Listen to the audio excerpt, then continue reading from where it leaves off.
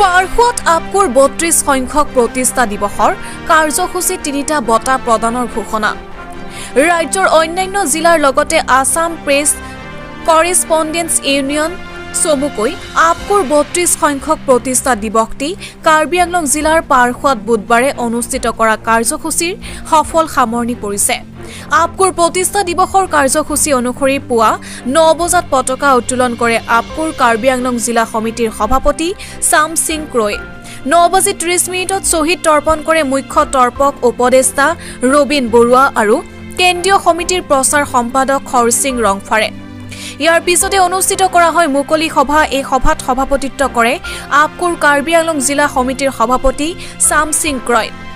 অতিথিৰ চিনাকি পৰ্বৰ আঁত ধৰে সম্পাদক ধৰ্মেন্দ্ৰ খাখলাৰীয়ে। এই সভাত মুখ্য অতিথি হিচাপে উপস্থিত থাকি ভাষণ দিয়ে ভাৰত চৰকাৰৰ উত্তৰ পূব পৰিষদৰ শ্বিলংস্থিত ডোনাল্ড মন্ত্ৰালয়ৰ সদস্য তথা অৱসৰপ্ৰাপ্ত IAS বিষয়া লংকি ফাংছয়। কাৰ্বি আংলঙৰ পৰা Bharat চাহুৰ report বটদ্ৰোৱা live.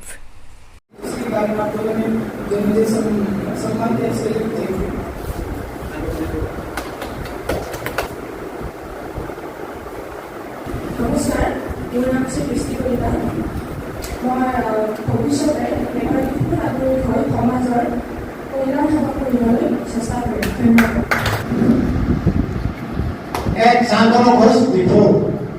My name is Shantanu Ghosh. First of all, I want to thank the APCO team for inviting us and appreciating us on their 32nd Foundation Day. আজি কাৰ্বি আংলং জিলাৰ পাৰখোৱাত আপকোৰ ৩২ সংখ্যক প্ৰতিষ্ঠা দিৱস আমি সুকলমে পালন কৰিলোঁ আৰু এই প্ৰতিষ্ঠা দিৱসৰ লগত সংগতি ৰাখি আমি ইতিমধ্যে কেইবাটাও কাৰ্যসূচী হাতত লৈছিলোঁ। এই কাৰ্যসূচীৰ ভিতৰত গুৰুত্বপূৰ্ণ দুটা আছিল, দুটা নহয় তিনিটাই আছিলে।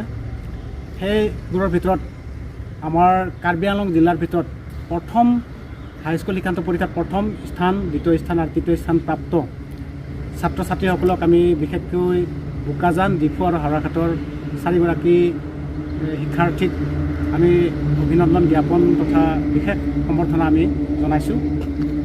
ইয়াৰ লগতে আমাৰ কাৰ্বি আংলং জিলা আপকোৰ মঞ্চত প্ৰথমবাৰৰ বাবে আমাৰ কাৰ্বি আংলঙৰ ফালৰ পৰা 3টাকৈ বঁটা আমি আজি ঘোষণা কৰিছোঁ আমাৰ কাৰ্বি আংলং আপকোৰ মঞ্চত। আৰু এই বঁটা আমি 2 মাহমান পিছত দিয়াৰ ব্যৱস্থা আমি কৰা হৈছে।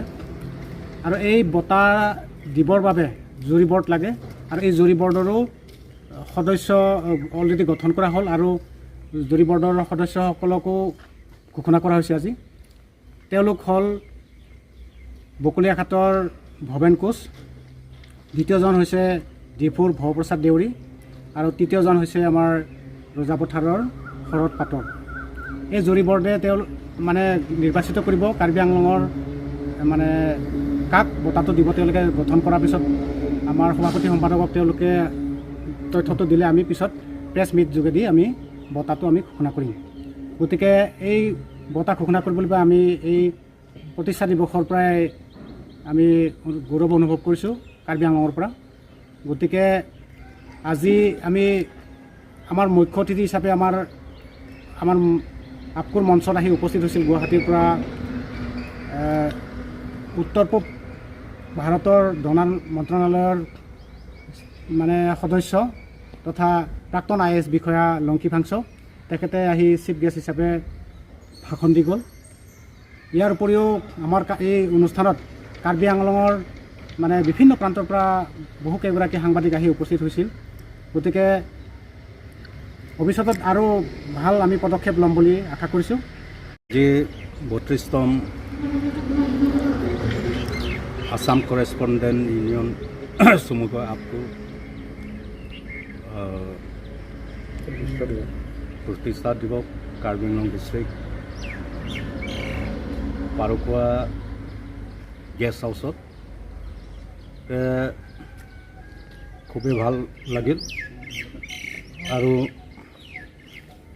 আগন্তুক তেনেকুৱা প্ৰতিষ্ঠা দিৱস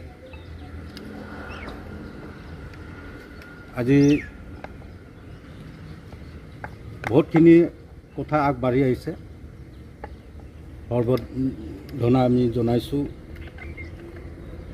বিশেষকৈ স্কুল ছাত্ৰ ছাত্ৰীসকলক